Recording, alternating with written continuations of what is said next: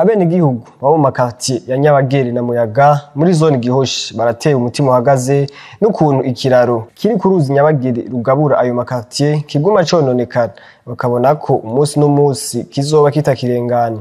Eka ngo n'ubu kitarabomoka cose kiramaze konona ibitari bike kuko twavyiganiwe na bamwe mu banyagihugu baba muri ako gace. Urumva na amazi ava ku mabati, amazu yaragwiye, amazu yarabaye menshi, hama anaba bubatse ku nkengera y'uruzi nabo nyene barageramiwe kubera iki aya mafose botike bimba amazi yose acanyengetera mu kuzimu akaca atuma abomotse. Inzu zo zamaze abomotse niyo ruguru hose zarabomotse.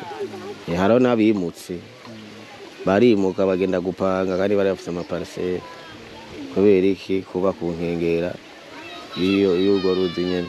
Ubundi gitoba bagikora kubera abantu abana baciye ngaha abagenda barasodoka kubera nyene ikiraro kitakomeye neza. Aha haraguye umuntu igihe kimwe acaraho yera we nyene yaguye ikiki hajya hepfo ikiraro.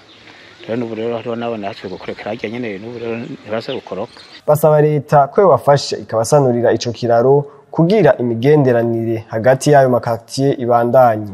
Twe twosaba leta ikagubaka hama abantu bakoroherwa kuko baba bari bien protege. Ibi bintu haciye n'imyaka kuko iyi programme yo kubaka ngaba bari bayitanguye kera sinzi gituma yahagaze kuko no gupima baramaze no gupima. Gusa hariho projet yo kugikora kugira bagiri barabara ngaha harihuza n'iryo barabara y'imigenderanire ya quartier Nyabagera na quartier Muyaga. Dusaba leta yuko za ikagikora iki kiraro inzira igahita uko nyene ahora hahita neza hakomeye igahakora. N'abenegihugu baba muri ako gace barasongera isibe kuko hari bamwe bakorera muri urwo ruzi ibikorwa vyo kuropora umusenyi ibituma inkengera zarwo ziguma zibomagurika.